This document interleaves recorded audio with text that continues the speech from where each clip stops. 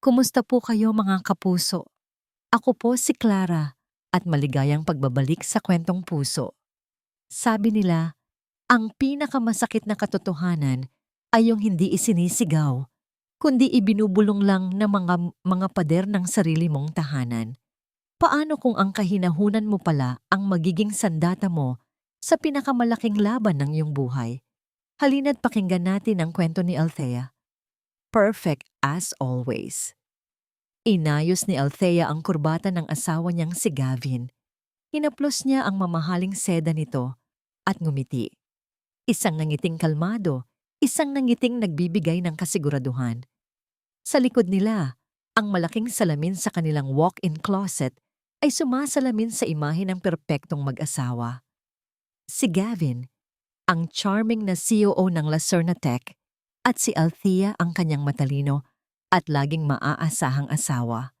The board will be there, the investors, everyone, bulong ni Gavin, mas para sa sarili niya kaysa kay Althea.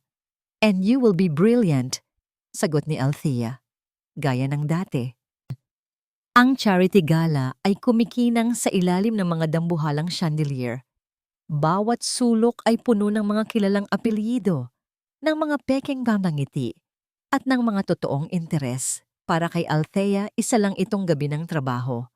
Ang trabaho niya ay siguraduhing si Gavin ang pinakakumikinang sa lahat. Hawak niya ang braso ng asawa, tumatango sa mga bumabati, ngumingiti sa tamang pagkakataon. Nasanay na siya sa ganitong mundo. Isang mundong tahimik niyang inaayos para kay Gavin, at doon niya unang nakita ang babae. Mahaba ang buhok, mapula ang labi, at ang kanyang tawa. Medyo masyadong malakas para sa lugar na yon. Lumapit ito sa kanila na may dalang dalawang baso ng champagne. Gavin, darling, kanina pa kita hinahanap. Inabot ng babae ang isang baso kay Gavin. At sa isang iglap, tila nagkaroon sila ng sariling mundo. May ibinulong ang babae. Tumawa si Gavin. Isang tawang matagal nang hindi naririnig ni Althea. Oh, I'm so sorry. Where are my manners? Sabi ng babae at bumaling sa kanya. I'm Serena de Guzman, the new consultant for Lacerna Tech. Hinawakan ni Serena ang braso ni Gavin. Isang hawak na hindi pang trabaho, isang hawak na pamilyar. Ngumiti si Althea, isang nangiting sanay na sanay magtago ng sugat. Althea Villanueva, it's a pleasure to meet you. Sa buong gabing iyon, hindi umalis si Serena sa tabi ni Gavin. Palaging may dahilan para bumulong, humawak, o tumawa ng malapit. At si Althea, nanatili siyang nakatayo roon. Ang haligi ng katahimikan, ang asawang perpekto. Pero sa loob-loob niya, may nagsisimula ng mabasag. Pauwi, tahimik ang biyahe sa kotse. Si Gavin, abala sa kanyang cellphone. Si Althea, nakatingin sa mga ilaw ng Makati na mabilis nilang nilalagpasan. Walang nagsasalita. Ang katahimikan ay mas maingay pa kaysa sa ingay ng gala. Pagpasok nila sa kanilang malawak na kwarto, hinubad ni Althea ang kanyang mga alahas. Pagod na pagod siya. Isang pagod na hindi pisikal. Niyakap siya ni Gavin mula sa likod. Thank you for tonight, hon. At naamoy niya ito. Isang amoy na hindi kanya, isang matamis, mamahaling pabango na kumapit sa damit ni Gavin. Ang pabango ni Serena. Humiwalay si Althea sa yakap. Dahan-dahan. May ibang amoy ang damit mo, sabi niya, mahinahon. Walang pagsisigaw. Walang akusasyon. Tumingin si Gavin sa kanya, bahagyang kumunot ang noo. Inamoy nito ang sariling damit. Baka sa dami ng nayakap kong bisita kanina. You know how these things are. Tumango si Althea. Isang tango na hindi nangangahulugang naniniwala siya. Isang tango na nagsasabing ayaw na niyang makipagtalo. Magpapahinga na ako, sabi niya at tinalikuran ito. Naligo siya ng matagal. Hinayaan niyang bumuhos ang maligamgam na tubig sa kanyang balat, na parang sinusubukang hugasan ang hinala sa kanyang isip. Ngunit hindi ito nawawala. Paglabas niya ng banyo, tulog na si Gavin. Ang mamahaling suit nito ay nakasampay sa isang silya. Kinuha ito ni Althea para ilagay sa laundry basket. Isang gawain ng asawa. Isang normal na gawain sa isang gabing hindi na normal. Habang inaalis ang laman ng mga bulsa, resibo mula sa parking, isang ballpen, ilang business cards, may nakapa siyang isang papel na nakatupi ng maayos sa panloob na bulsa. Binuksan niya ito. Isang resibo mula sa isang kilalang jewelry store. Nakatatak ang petsa ng nakaraang linggo. At sa ilalim nito, ang pangalan ng biniling item. Luna Celestial Diamond Necklace. Napatigil sa paghinga si Althea. Naramdaman niya ang panlalamig ng kanyang mga kamay. Ang papel sa kamay niya ay nagsimulang manginig. Hindi para sa kanya ang kwintas na yon. At sa unang pagkakataon ngayong gabi, alam na niyang ang naamoy niya kanina ay hindi lang amoy ng pabango. Iyon ay amoy ng kataksilan. Tinupi ni Althea ang resibo at itinago ito sa isang maliit na kahon sa loob ng kanyang aparador. Ang kahon kung saan niya itinatago ang mga luma nilang sulat. Ngayon, kasama na roon ang katibayan ng isang kasinungalingan. Hindi niya namalayan kung gaano katagal siyang nakatayo roon. Hawak ang malamig na takip ng kahon na parang isang hatol. Kinabukasan, sinubukan niyang maging normal. Nagtimpla siya ng kape, gaya ng ginagawa niya tuwing umaga. Inilapag niya ito sa tabi ni Gavin, na abala sa pagbabasa ng balita sa kanyang tablet. "Salamat, Hon," sabi ni Gavin, hindi man lang nag-angat ng tingin. Umupo si Althea sa harap niya. Pinilit niyang alisin sa isip ang imahe ng resibo. Baka corporate gift lang, o baka para sa mami niya. Paulit-ulit niyang sinasabi sa sarili. Pero parang lason, unti-unting kumakalat ang duda sa kanyang sistema. Para maiba ang usapan, para marinig ang isang bagay na totoo, nagtanong siya. "Gavin, kumusta na pala ang Project Luna?" Sa wakas, nag-angat ng tingin si Gavin. Ngunit ang mga mata nito ay tila umiiwas. Luna, it's being restructured. May mga technical issues na kailangang ayusin." Technical issues? Pero ang huli nating pag-uusap, approved na ang buong plano. I can help. Alam mo namang kabisado ko ang bawat detalye niyan. Ngumiti si Gavin, isang nangiting pilit.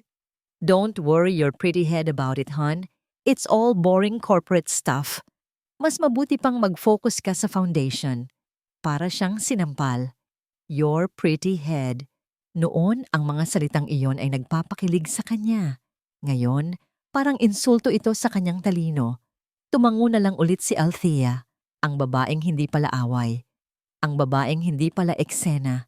Pumasok siya sa kanyang home office, isang lugar na dati puno ng inspirasyon. Ngayon, parang kulungan. Tinitigan niya ang whiteboard kung saan nakasulat pa rin ang mga orihinal na ideya para sa Project Luna. Naalala niya ang gabi kung kailan nila ito binuo. Hindi sa isang magarbong boardroom, kundi sa isang lumang coffee shop sa Kapitolyo. Sa isang pirasong tissue paper nila, isinulat ang mga pangarap nila para sa proyekto. Ang Project Luna ay hindi lang trabaho para sa kanya. Ito ang kanilang anak. Isang pangarap na sabay nilang binuo. At ngayon, sinasabi ni Gavin na huwag niyang alalahanin ito. Dahil sa hindi maipaliwanag na udyok, binuksan niya ang kanyang laptop at ni-access ang live feed ng CCTV sa opisina. Isang pribilehiyong ibinigay sa kanya bilang asawa ng Sue, para daw makita niya kung ligtas si Gavin kapag gabi na ito umuuwi. Gabi na. Halos wala ng tao sa palapag ng mga executive maliban sa opisina ni Gavin. Bukas ang ilaw at nandoon sila. Si Gavin at si Serena. Magkatabi silang nakaupo sa harap ng malaking monitor. Nakaturo si Serena sa isang bagay sa screen, tumatawa. Si Gavin nakangiti habang nakikinig. Isang nangiting hindi na ipapakita sa kanya sa bahay. At sa screen, Malinaw na malinaw. Ang mga charts, ang mga graph, ang logo ng Project Luna, ang proyektong inaayos, ang proyektong hindi na para sa kanya. Hindi galit ang una niyang naramdaman, kundi isang malalim na hapdi. Ang pakiramdam na unti-unti kang binubura sa sarili mong buhay. Ang pakiramdam ng isang estranghero na sumisilip mula sa labas. Isinara niya ang laptop. Ang katahimikan sa kanyang opisina ay nakakabingi. Nang biglang tumunog ang kanyang laptop, isang notifikasyon, may bagong email, mula sa isang address na hindi pamilyar, isang random na pagkakasunod-sunod ng mga letra at numero. Ang subject, para malaman mo. Walang laman ng email, maliban sa isang maliit na audio file. Nag-alinlangan si Althea, baka virus, baka spam, pero may nag-udyok sa kanyang buksan ito. Ang parehong udyok na nagtulak sa kanyang silipin ang CCTV. Nag-double-click siya, ilang segundong katahimikan. Tapos isang boses, ang boses ni Serena, malambing, ngunit may kislap ng tagumpay. She will never know, masyado siyang tiwala sa'yo. Sinundan iyon ng isang tawa. Ang tawa ni Gavin. Isang tawang bumasag sa lahat ng natitirang pag-asa sa puso ni Althea. Nabitiwan niya ang mouse. Ang tunog ng pagbagsak nito sa mesa ang tanging ingay sa silid. Ngayon, malinaw na ang lahat. Ang pabango, ang kwintas, ang proyekto. Hindi na ito hinala. Ito na ang katotohanan. Hindi alam ni Althea kung paano siya nakarating sa kotse. Ang tanging naririnig niya ay ang paulit-ulit na pag-echo ng boses ni Serena at ng tawa ni Gavin sa kanyang isipan. Isang lason na kumakalat sa bawat ugat ng kanyang katawan. Nagmaneho siya. Walang direksyon, walang patutunguhan. Ang mga pamilyar na kalsada ng Maynila ay naging dayuhan sa kanyang paningin. Ang mga kumikinang na ilaw ng mga gusali ay parang mga matang mapanghusga. Ang kailangan niya ay isang kanlungan. Isang lugar kung saan hindi siya si Althea Villanueva, ang asawa ng So. Isang lugar kung saan maaari siyang maging si Thea lang. Dinala siya ng kanyang mga kamay sa isang lumang gate, sa isang tahimik na subdivision sa Quezon City, ang bahay ng kanyang tita Elena, ang kapatid ng kanyang yumaong ina. Pagbaba niya ng kotse, naaamoy niya agad ang pamilyar na halimuyak ng sampagita mula sa hardin. Pumasok siya sa loob. Ang bahay ay simple, puno ng mga lumang kasangkapan at mga litrato. Mainit ang pakiramdam. Totoo. Nakaupo si Tita Elena sa kanyang paboritong silya, nagbabasa ng libro. Nag-angat ito ng tingin. Hindi ito nagulat. Tila ba kanina pa siya hinihintay. Walang salitang namutawi sa bibig ni Althea. Tumingin lang siya sa kanyang tita at doon na bumigay ang lahat ng pader na itinayo niya sa paligid ng kanyang puso. Ang unang hikbi ay mahina. Sinundan ng isa pa at isa pa hanggang sa ang buong katawan niya ay nanginginig na sa pag-iyak. Isang pag-iyak na matagal na niyang itinatago. Isang pag-iyak na dala ang lahat ng sakit, lahat ng pagtataka, lahat ng pagkabigo. Niyakap niya ang kanyang tita. At sa unang pagkakataon, bumulong siya. Hindi ko na kaya, tita. Hindi ko na kaya. Hindi nagsalita si Tita Elena. Hinayaan lang siya nitong umiyak. Hinaplos nito ang kanyang likod. Isang haplos na nagsasabing, "Nandito lang ako. Ilabas mo lang lahat." Ikinuwento niya ang lahat. Ang charity gala, ang pabango, ang resibo ng kwintas, ang Project Luna, ang CCTV, at ang huli, ang masakit na audio recording.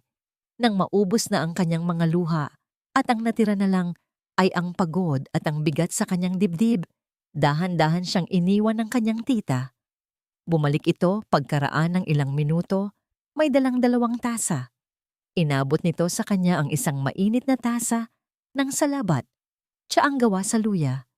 Ang amoy pa lang ay nagpapaalala sa kanya ng kanyang ina. Ito ang laging ginagawa ng kanyang ina para sa kanya kapag siya ay may sakit o malungkot. Humigop si Althea. Ang anghang at init ng luya ay gumuhit sa kanyang lalamunan na parang nagbibigay ng kaunting lakas. Umupo si Tita Elena sa tapat niya. Tinitigan siya nito ng diretso sa mata. Ang mga mata nito ay malumanay, ngunit may bakal na determinasyon. Nakinig ako, Thea. Mahinahon nitong sabi. At ngayon, gusto kong makinig ka sa akin. Ano ang gagawin mo? Iiyak ka na lang ba sa isang sulok? Hahayaan mo ba silang tapak-tapakan ang pangalan mo, ang talino mo, ang puso mo? Umiling si Althea. Ang mga labi niya'y nanginginig pa rin.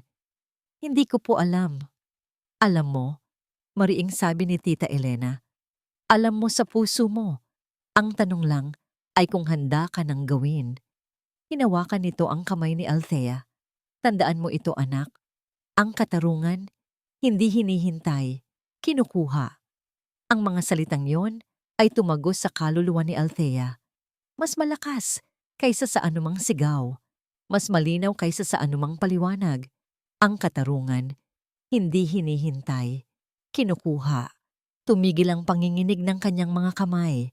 Napalitan ng isang kakaibang kapanatagan. Ang luhang kanina'y bumabalot sa kanyang mga mata ay unti-unting natuyo. Napalitan ito ng isang apoy na ngayon lang niya naramdaman. Hindi na siya ang babaeng nasasaktan. Siya na ngayon ang babaeng lalaban. Nagpaalam siya sa kanyang tita, isang mahigpit na yakap na puno ng pasasalamat. Pagbalik niya sa kotse, iba na ang kanyang pakiramdam. Ang daan pauwi ay hindi na nakakatakot. Ito na ngayon ang daan pabalik sa giyera. Pagpasok niya sa kanyang home office, kinuha niya ang kanyang telepono. Hinanap niya ang isang lumang numero sa kanyang contacts. Isang pangalang matagal na niyang hindi tinatawagan. Nagring ito ng 2 beses bago may sumagot. Hello? Miko, sabi ni Althea. Ang boses niya ay kalmado, ngunit may bigat na hindi maitatago. It's me, Althea. Natahimik ang kabilang linya. Nagpatuloy si Althea. I need a lawyer.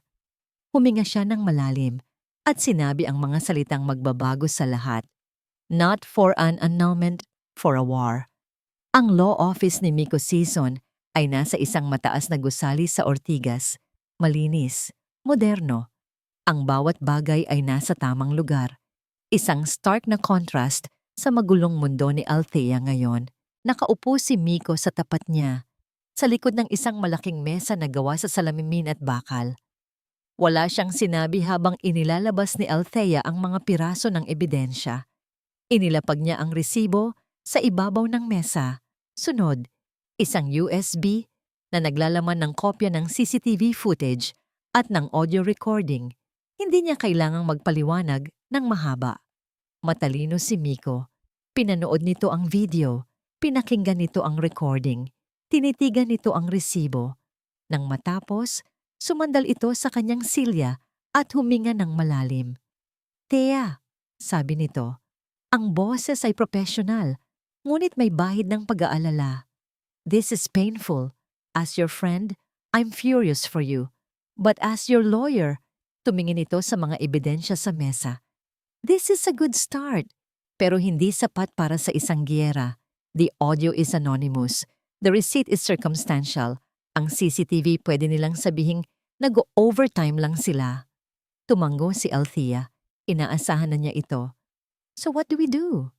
We need something solid, something they cannot deny. Sa mundo nila, Thea, lahat ay digital. Every transaction, every email, every secret conversation, it leaves a footprint. Kailangan nating mahanap ang digital footprint na yon. Naglakad si Miko papunta sa bintana, nakatanaw sa syudad. We need to prove not just the affair, but the conspiracy. Kung may kinalaman si Serena sa pag-leak ng data, we need proof. We need access logs, email trails, server data, a smoking gun. Humarap ito sa kanya.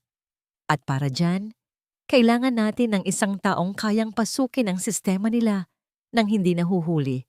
Someone brilliant. At higit sa lahat, Someone we can trust completely. Hindi na kailangang mag-isip ni Althea. May isang pangalan lang na pumasok sa kanyang isip. Isang taong hindi mabibili ang katapatan. Isang taong may utang na hindi pa nababayaran. I know someone, sabi ni Althea. Ang boses ay puno ng kasiguraduhan. Tumingin sa kanya si Miko at sa unang pagkakataon, nakita niya ang isang bagay na iba sa mga mata nito. Isang uri ng paghanga. Ngumiti ito ng bahagya. I knew the calm, Althea. It's good to finally meet the storm. Ang lugar kung saan nakatira si Jules ay malayo sa kinang ng Makati at Ortigas. Mga simpleng bahay na magkakatabi, mga eskinita kung saan naglalaro ang mga bata. Isang mundong totoo. Huminto si Althea sa tapat ng isang maliit na 2-story na bahay na may maayos na halamanan sa harap. Huminga siya ng malalim bago kumatok sa pinto. Ilang sandali lang, bumukas ito. Isang binatang payat, nakasalamin, at medyo magulo ang buhok ang humarap sa kanya. Nang makita siya nito, ang unang reaksyon sa mukha ni Jules ay gulat. Sinundan ito ng isang mabilis na kislap ng pasasalamat. At pagkatapos, napalitan iyon ng pag-iingat. Ang mga matang iyon, ang mga matang puno ng pasasalamat, ngunit may halong kaba. Iyon ang huling imahe sa isip ni Althea. Alam niyang nasa tamang lugar siya, at alam niyang ang binatang ito ang magiging susi sa kanyang laban. Jules? Tanong ni Althea. Ang boses ay mahinahon. Tumango ang binata, hindi makapagsalita. Ang mga mata nito ay nakatitig sa kanya, na parang hindi makapaniwala na si Althea Villanueva ay nakatayo sa harap ng kanilang simpleng pintuan. Pwede ba tayong mag-usap? Ang sala ni na Jules ay maliit ngunit malinis. May isang lumang sofa, isang maliit na TV at isang altar sa sulok. Umupo si Althea habang si Jules ay nanatiling nakatayo, hindi mapakali. Ma'am Althea, pasensya na po kayo sa...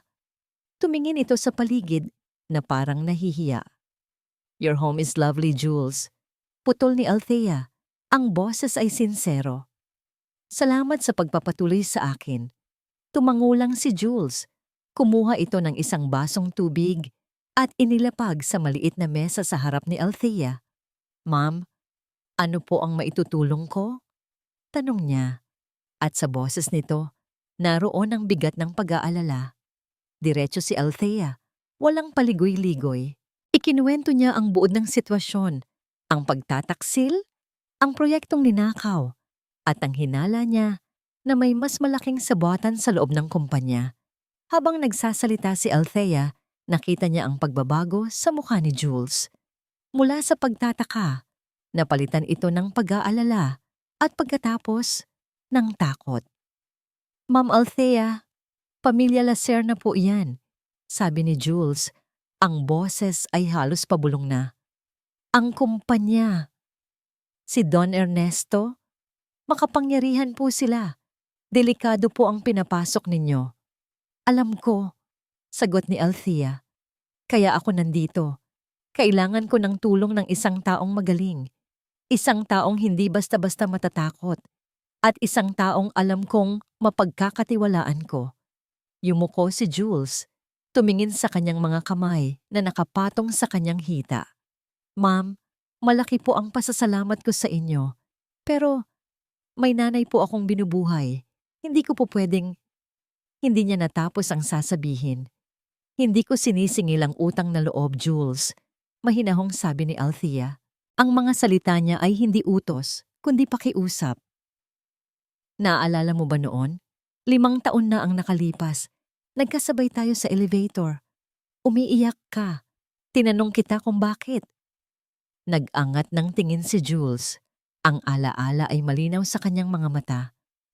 Kailangan ng nanay mo ng agarang heart surgery, pero hindi sapat ang pera ninyo. Sabi mo, wala na kayong pag-asa. Huminga ng malalim si Althea. Kinabukasan, kinausap ko ang accounting department. Sinabi kong may anonymous donor na sasagot sa lahat ng gastusin sa ospital. Hindi mo alam, na ako yon at hindi mo kailangang malaman. Nagsimulang mamasa ang mga mata ni Jules. Hindi ko ginawa yon para magkaroon ka ng utang na loob sa akin. Pagpapatuloy ni Althea. Ginawa ko yon dahil iyon ang tama. Dahil nakita ko sa mga mata mo kung gaano mo kamahal ang nanay mo. Tinitigan niya si Jules ng diretso. Ang hinihingi ko ngayon ay tulong. Hindi bilang bayad utang, kundi bilang isang taong nakakaalam kung ano ang tama. Katahimikan, dahan-dahang kinuha ni Jules ang kanyang wallet mula sa bulsa. Binuksan niya ito at inilabas ang isang maliit, medyo luma ng litrato. Isang babaeng nakangiti, ng malapad, malusog at masaya. Ang nanay niya. "Sinagip niyo po ang buhay niya, ma'am," sabi ni Jules. Ang boses ay basag. Itinago niya pabalik ang litrato na parang isang sagradong anting-anting. Nang muli siyang tumingin kay Althea, wala na ang takot sa kanyang mga mata. Napalitan na ito ng matibay na determinasyon. "Ano po ang kailangan ninyong malaman?" Gumaan ang pakiramdam ni Althea, ang unang sinag ng pag-asa. Gabi. Ang maliit na kwarto ni Jules ay naging isang command center. Ang tanging liwanag ay nagmumula sa 3 monitor na puno ng mga linya ng code. Mula sa kanyang bahay, kausap ni Althea si Jules sa isang encrypted na linya. "Nasa loob na ako ng main server, ma'am," bulong ni Jules. Ang security nila mahigpit. Pero gaya ng sabi ng dati kong professor, walang perpektong pader. Kailangan mo lang hanapin ang tamang bitak. Narinig ni Althea ang mabilis na pagtipa sa keyboard. Ang bawat tunog ay parang isang hakbang papalapit sa katotohanan. "Okay? I'm in?" Hinahanap ko na ang access logs para sa folder ng Project Luna nitong mga nakaraang buwan. Katahimikan ulit. Ilang minuto na parang oras ang haba. Si Althea, nakaupo sa dilim ng kanyang opisina, naghihintay. Biglang tumigil ang pagtipa. "Jules, anong nakita mo?" Hindi agad sumagot si Jules. Nang magsalita ito, ang boses niya ay iba na. May halong gulat at pagkaalarma. "Ma'am Althea, may problema." Kinabahan si Althea. "Anong problema?" "May nag-a-access sa files ng Project Luna." Paulit-ulit. Halos gabi-gabi sa loob ng 1 buwan. "Si Gavin?" "Hindi po." Mabilis na sagot ni Jules. "At hindi si Sir Gavin." Huminga ito ng malalim. "Galing sa labas ng kumpanya." "Ano? Sa labas?" tanong ni Althea. Ang boses niya ay mahina, ngunit puno ng diin. "Opo, ma'am," sagot ni Jules mula sa kabilang linya. Naririnig ni Althea ang mabilis na pagtipa nito sa keyboard. Tinrace ko ang IP address. Consistent. Galing sa server ng Innovate Prime Solutions. Nanlamig si Althea.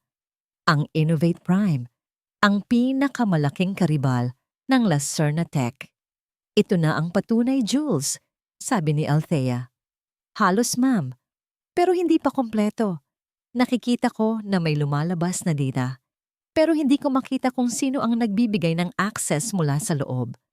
Kailangan natin ng communication trail, emails, chat logs, isang bagay na magdudugtong kay Gavin o kay Serena."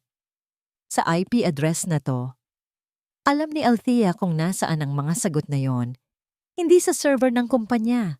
Masyadong matalino si Gavin para mag-iwan ng bakas doon. Nasa personal laptop niya. Ang kanyang itim na MacBook. Ang laptop na lagi niyang daladala. Ang laptop na dati bukas para kay Althea, pero ngayon ay laging nakalock. Kinailangan niyang maghintay ng tamang pagkakataon. Isang siwang sa kanilang pekeng normalidad. At dumating ito kinagabihan. Pagod na umuwi si Gavin. Halos hindi sila nag-usap sa hapunan. Pagkatapos, tumayo ito. "Maliligo lang ako," sabi nito. Iyon na ang hudyat. Narinig ni Althea ang pagbukas ng shower sa banyo. Ang tunog ng tubig ay musika sa kanyang pandinig. Nagbilang siya hanggang 10 bago dahan-dahang tumayo. Walang ingay siyang pumasok sa kanilang kwarto. Nandoon ang laptop, nakapatong sa study table ni Gavin. Ang munting ilaw nito ay natutulog. Binuksan niya ito. Humingi ito ng password. Isang password na dati niyang alam, pero siguradong pinalitan na ni Gavin. Sinubukan niya ang unang pumasok sa isip niya. Ang anniversary date nila. Access denied. Sinubukan niya ang birthday niya. Access denied. Huminga siya ng malalim. Ano ang pinakamahalaga kay Gavin ngayon? Tinipa niya. SERENA21. Nag-click ito. Bumukas. Isang malamig na kuryente ang gumapang sa kanyang mga braso. Tama siya. Mabilis niyang isinaksak ang isang maliit na USB drive. Nagsimula ang pag-transfer ng mga files. Cache, temporary files, email data, lahat ng kailangan ni Jules. Ang progress bar sa screen ay tila hindi gumagalaw. 5%, 10%. Ang bawat segundo ay parang isang oras. Ang puso niya ay kumakaripas, pero ang kanyang mga kamay, matatag, hindi nanginginig. Ang takot ay napalitan na ng isang malamig na determinasyon. Tumingin siya sa pinto ng banyo. Nakikita niya ang anino ni Gavin sa siwang sa ilalim. 50%, 75%. Narinig niya ang paghina ng tunog ng tubig. Diyos ko, bilisan mo. 95%, 98%. Tumigil ang tunog ng shower. Kasabay nito, lumabas ang salitang transfer complete. Mabilis pa sa 4:00 niyang hinugot ang USB. Isinara niya ang laptop at isinuksok ang USB sa bulsa ng kanyang pantalon. Kinuha niya ang isang libro mula sa bedside table at naupo sa kama na parang kanina pa siya nagbabasa. Sakto. Bumukas ang pinto ng banyo. Lumabas si Gavin. May tuwalya sa kanyang baywang. Ang amoy ng sabon ay pumuno sa silid. Ngumiti ito sa kanya. Hey! Ngumiti pabalik si Althea. Pinipilit na pakalmahin ang kanyang paghinga. Hey! Naglakad si Gavin papunta sa kanyang laptop. Kinuha niya ito. At pagkatapos, huminto siya. Naramdaman niya ang init na nagmumula sa makina. Kumunot ang noo niya. Tumingin siya kay Althea, tapos sa laptop, tapos pabalik kay Althea. Bakit mainit to? Napatigil sa paghinga si Althea. Tinitigan siya ni Gavin ng diretso sa mata. Ang pagtataka sa mukha nito ay unti-unting napapalitan ng suspetsa. Ginagalaw mo ba ang laptop ko? Ang mga mata ni Gavin ay nakatitig sa kanya, naghahanap ng kahit anong senyales ng pagsisinungaling. Ang hangin sa silid ay biglang naging mabigat. Ang bawat tibok ng puso ni Althea ay dumadagundong sa kanyang tainga. Ngumiti siya. Isang nangiting kalmado, isang nangiting sanay na sanay kumubli ng bagyo. Oo, sagot niya, walang pag-aalinlangan. Kanina pa kasi umiinit. Nag-a-update yata ng kusa. Akala ko mag-overheat kaya tiningnan ko. Baka masira. Trabaho mo yan. Ang sagot niya ay perpekto. Isang halo ng katotohanan, mainit nga ang laptop. At ng isang kasinungalingang nagpapakita ng pag-aalala. Ang papel na ginagampanan niya sa loob ng maraming taon. Ang maalagang asawa. Nakita niya ang pag-relax ng mga balikat ni Gavin. Ang suspetsa sa mga mata nito ay dahan-dahang nawala. Napalitan ng kaunting hiya. Ganun ba? Sorry. Medyo paranoid lang siguro ako sa trabaho. Kinuha nito ang laptop at inilapag sa mesa. Salamat, Hon. Tumango lang si Althea at nagpatuloy sa pagbabasa ng libro na parang walang nangyari. Pero sa loob-loob niya, ang kanyang kaluluwa ay sumisigaw. Ang USB sa kanyang bulsa ay parang isang pirasong apoy. Kinailangan niyang maghintay ng isang oras ng pagpapanggap, isang oras ng pakikinig sa mga kwento ni Gavin tungkol sa opisina habang alam niya ang katotohanan sa likod ng mga iyon. Nang sa wakas ay nakatulog na si Gavin, dahan-dahan siyang bumangon. Lumabas siya ng kwarto at nagtungo sa kanyang home office. Ang lugar na ito ang dati niyang santuwaryo, ngayon ay ang kanyang war room. Ipinadala niya ang mga files kay Jules sa pamamagitan ng isang secure, encrypted channel, isang digital na pag-abot ng armas. Ilang minuto lang, tumawag si Jules. Nakuha ko na, ma'am. This is a gold mine. Pero, ang dami nito. It will take time. Take all the time you need, Jules. Pero unahin mo ang anumang komunikasyon sa pagitan ni Gavin at ni Serena o sa Innovate Prime, sabi ni Althea. Copy, ma'am. Hindi natulog si Althea ng gabing iyon. Uminom siya ng kape at naghintay. Ang bawat minuto ay isang karayom na tumutusok sa kanyang pasensya. Madaling araw na nang muling tumawag si Jules. Ang boses nito ay iba. Hindi lang ito boses ng isang IT expert na nakahanap ng data. Ito ay boses ng isang taong nakatuklas ng isang madilim na sikreto. Ma'am, may nakita ako. Pero hindi lang ito tungkol kay Sir Gavin at kay Serena. Kinabahan si Althea. Anong ibig mong sabihin? May nakita akong hidden partition sa laptop. Naka-encrypt. Buti na lang, ang password ay isang lumang pangalan ng kumpanya, ang Villanueva Holdings. Napatigil si Althea. Ang Villanueva Holdings, ang kumpanya ng kanyang ama na matagal nang nalugi. Nang mabuksan ko, pagpapatuloy ni Jules, nakita ko ang mga lumang email. Hindi galing kay Sir Gavin, galing sa personal email ni Don Ernesto. Si Don Ernesto? Opo, ma'am. Mga email niya sa isang business partner, mga 10 taon na ang nakalipas. At sa isa sa mga email na yon, binanggit niya ang pangalan ng nanay ninyo. Parang may humaplos na malamig na kamay sa puso ni Althea. Ang nanay ko? Si Celestina Villanueva? Opo, sabi ni Jules. May sinabi si Don Ernesto. Nabanggit niya ang pangalan ng nanay ninyo nang may galit.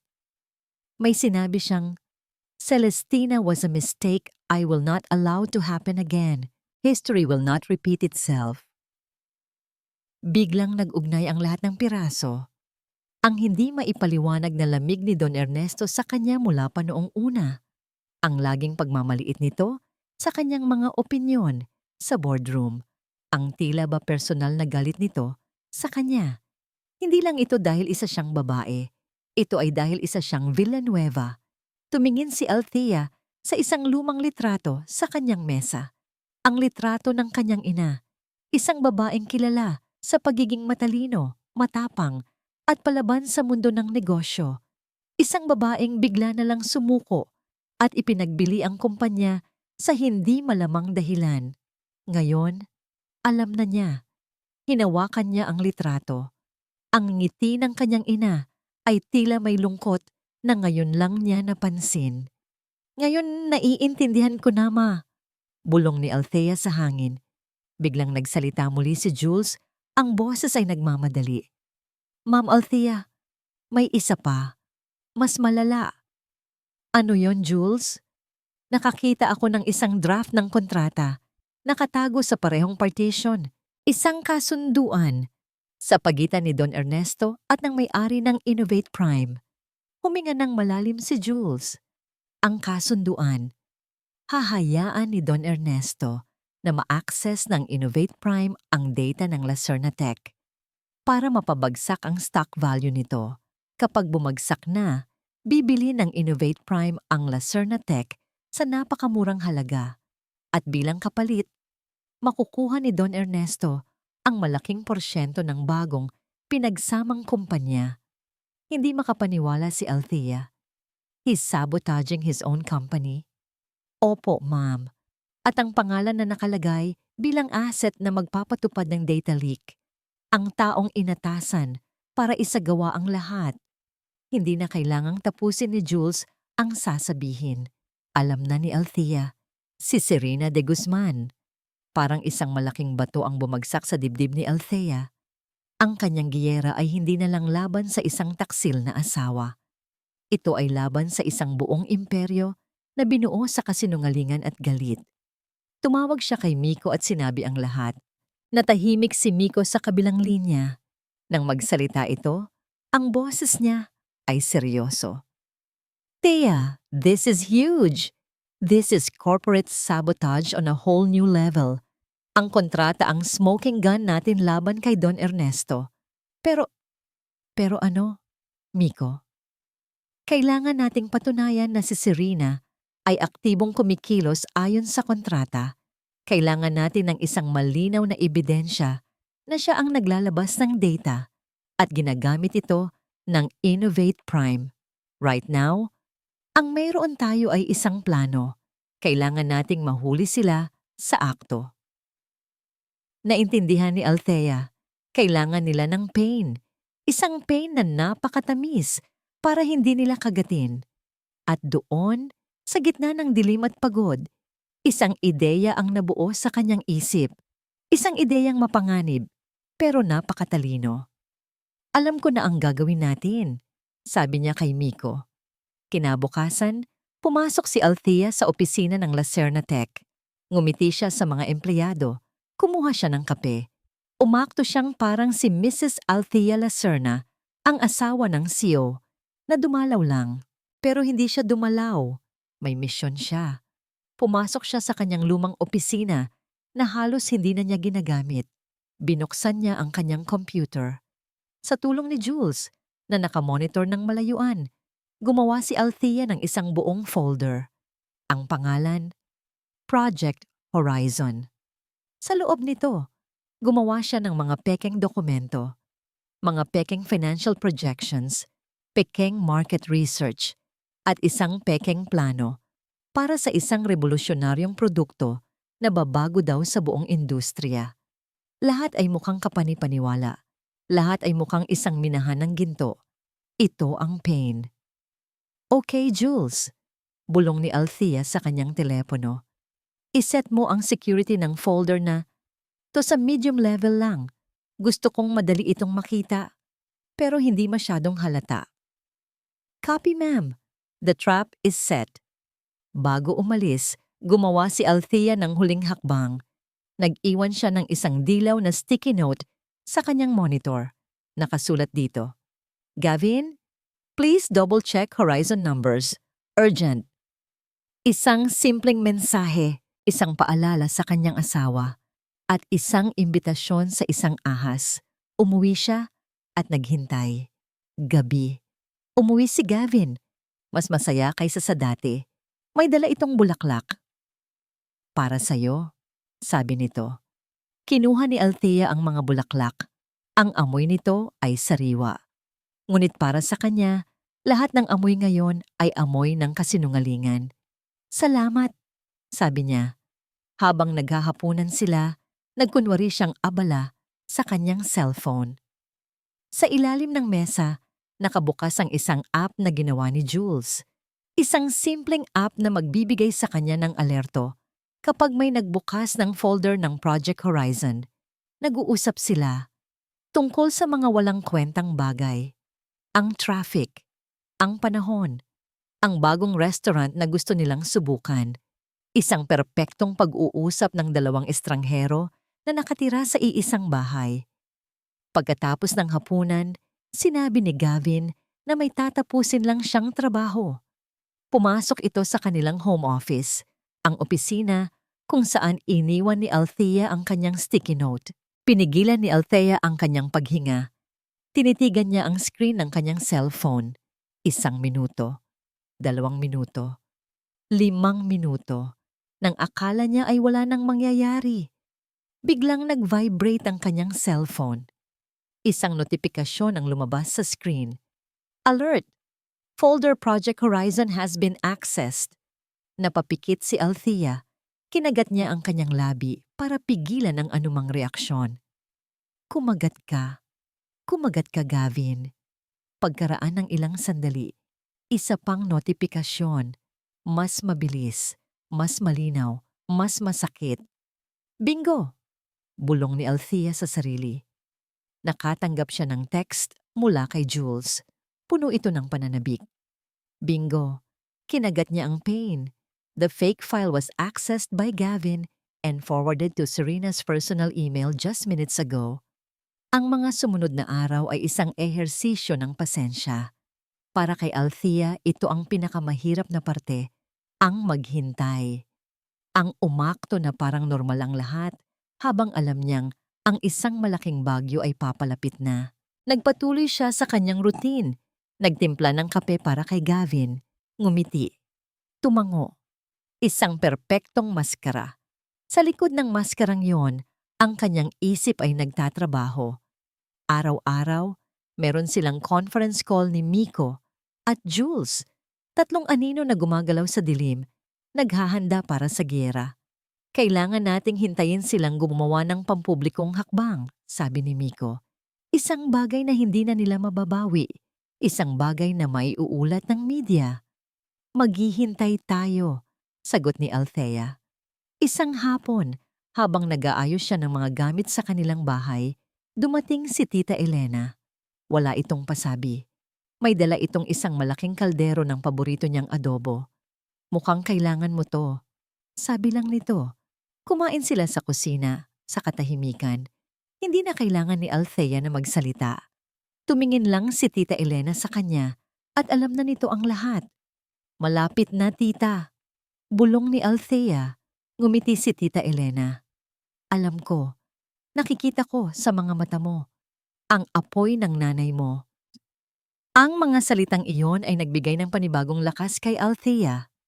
At pagkaraan ng 3 araw mula nang kumagat si Gavin sa pain, nangyari na ang kanilang hinihintay. Nasa opisina niya si Miko nang bigla itong tumawag kay Althea. Ang boses ay puno ng pananabik. Tia, buksan mo ang Business News Channel. Ngayon din. Mabilis na binuksan ni Althea ang TV sa kanyang opisina. At nandoon, sa breaking news, ang CEO ng Innovate Prime Solutions, si Mr. Ricardo Salcedo, ay nasa isang press conference. Inaanunsyo nito ang isang malaking pagbabago sa direksyon ng kanilang kumpanya. Innovate Prime is proud to announce our new strategic initiative, codenamed Project Horizon. Buong pagmamalaking sabi ni Salcedo. Napatakip ng bibig si Althea. Hindi siya makapaniwala sa bilis ng pangyayari.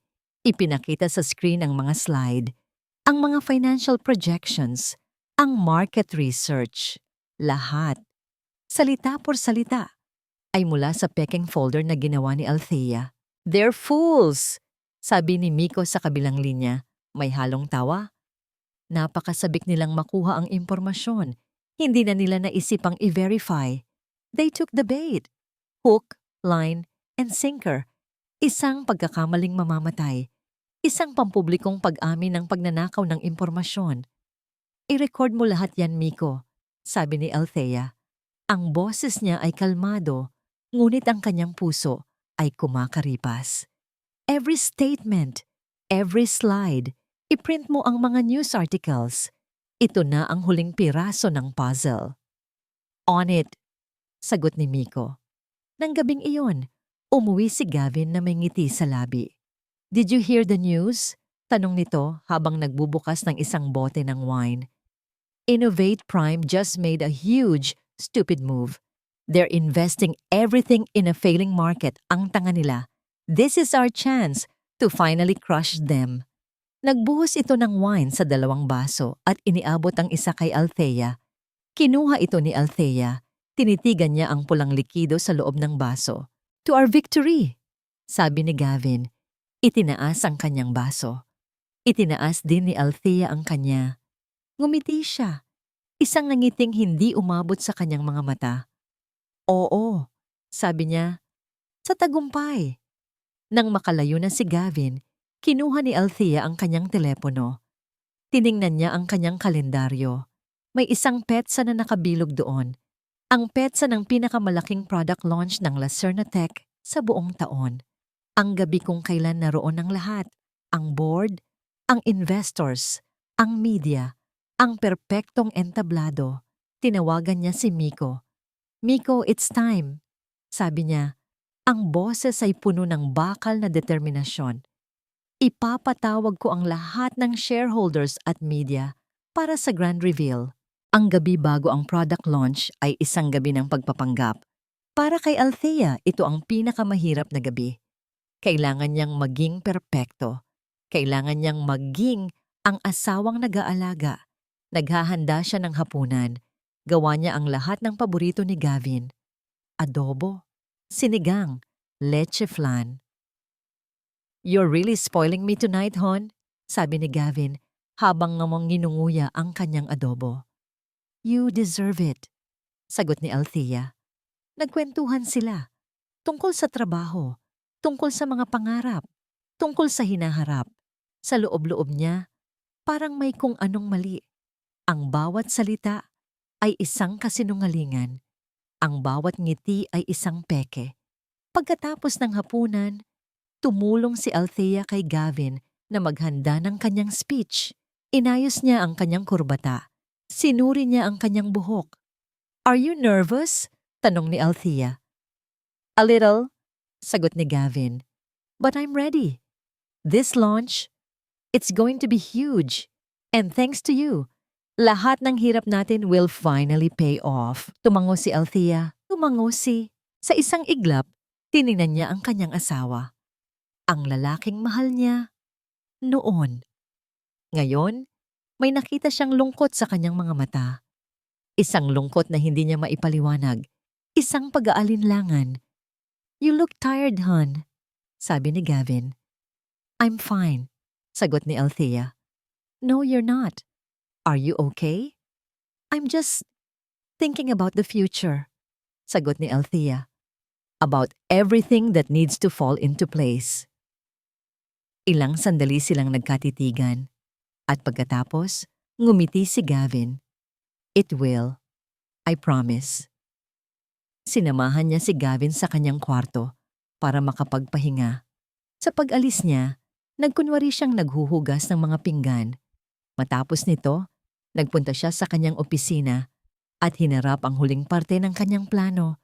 Tumawag siya kay Jules. "Jules, lahat ba ay handa na?" "Yes, ma'am. The files are ready. The presentation is ready. The security is tight. We can do this," sagot ni Jules. Ang boses ay matatag. "Good. Be ready to unleash it all at the right moment." Bumuntong hininga si Althea. Iyon na. Wala nang urungan. Pagkatapos, tumawag si Miko. "Thea, just a reminder, be careful. They might be expecting something. Don't underestimate Don Ernesto." "I won't," sagot ni Althea. Nang gabing iyon, hindi siya nakatulog. Kinabukasan maaga siyang nagising. Inayos niya ang sarili. Inayos niya ang kanyang buhok. Sinigurado niyang walang makikitang bakas ng pagod sa kanyang mga mata. Kinuha niya ang kanyang telepono at tiningnan ang kanyang text messages. Mula kay Jules. "Ma'am, mag-ingat po kayo. Na-detect ko na sinusubukan i-wipe ni Serena ang ilang data sa server. We have a copy, but it means alam niyang may mali." Natahimik si Althea. Alam na nila. Dumating siya sa venue ng product launch.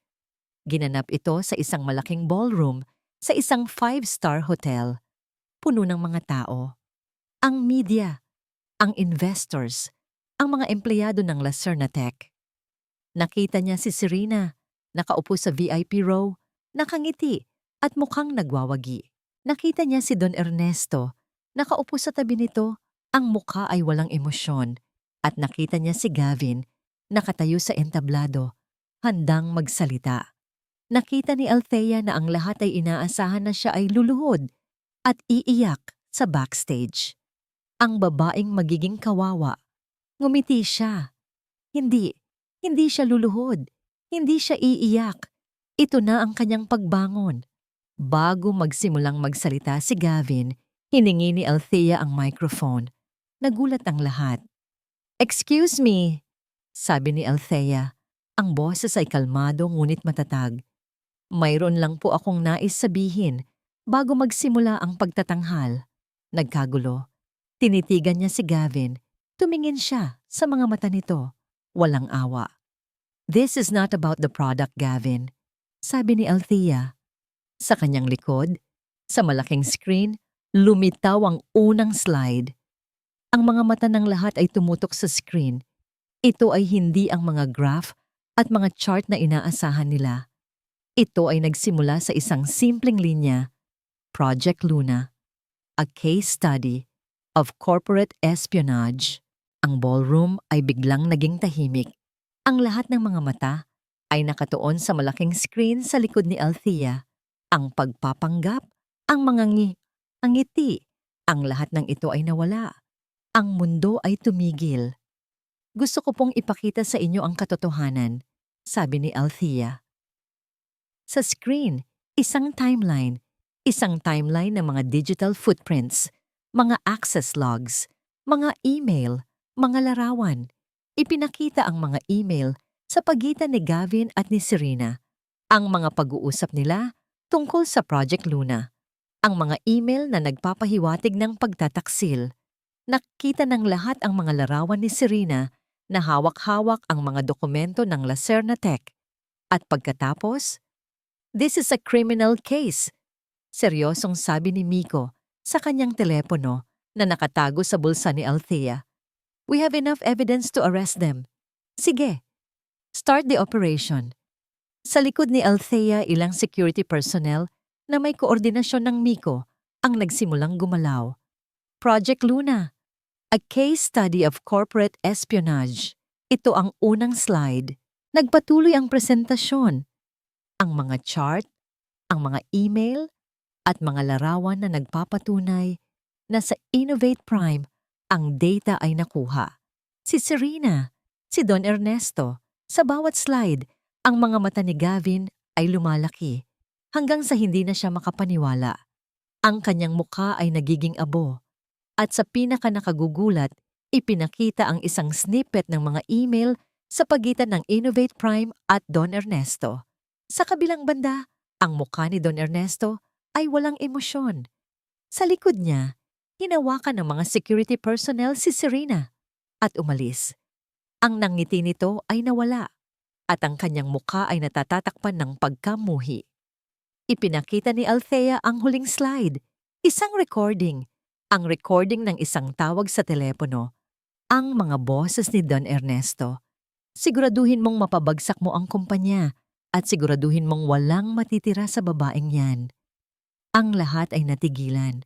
Ang katahimikan ay nakakabingi. Si Gavin, bumaba ang entablado. Tumingin siya kay Althea sa isang estado ng pagkabigla. Sa unang pagkakataon, nakita ni Althea ang tunay na takot sa kanyang mga mata. Si Don Ernesto, ang kanyang mukha ay kulay abo na sa kanyang mga kaalyado. Si Don Ernesto Lacerna, sabi ni Althea, ay nag-utos na sirain ang kanyang sariling kumpanya para sa kanyang sariling pakinabang. Nagsimula ang gulo. Umiiyak ang iba. Ang iba ay nagagalit. Pinigilan si Don Ernesto. Nagkaroon ng ingay. "Maghintay lang kayo," sabi ni Althea na walang pagsuko sa kanyang tinig. Sa gitna ng kaguluhan, pinindot ni Althea ang isang button sa kanyang telepono. Ang kaguluhan ay hindi pa rin humuhupa. Ang mga tao ay nag-uusap, sumisigaw, nagtatalo. Ang mga security personnel ay nagtatrabaho upang mapanatili ang kaayusan. Si Althea, nakatayo sa gitna ng lahat, ay nanatiling kalmado. Hindi siya nagsalita. Hinayaan niyang lumipas ang kaguluhan. Sa kabilang banda, si Gavin. Nagkatinginan sila. Sa unang pagkakataon, nakita ni Althea ang pag-asa sa mga mata nito. Unti-unting huminahon ang lahat. Nagsimulang magtago ang mga empleyado sa iba't ibang direksyon. Ang mga investor at ang media ay nakatingin kay Althea. Ipinatawag ng mga stockholders ng Lacerna Tech ang isang emergency board meeting. Sa gitna ng lahat ng ito, si Althea ay ang sentro. "Ma'am Althea, we need answers," sabi ng isang board member. Ang boses nito ay malakas ngunit may paggalang. Tumango si Althea. "I understand. What will happen now?"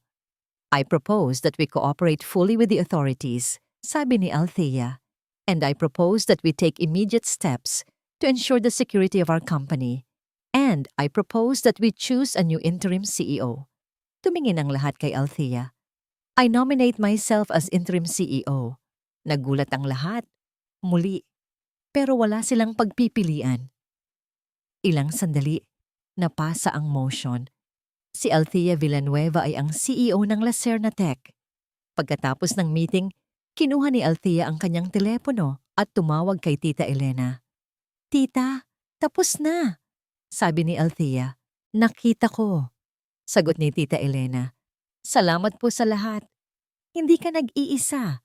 At alam mo yan." Bumalik siya sa kanyang opisina. Hindi na ito ang kanyang home office.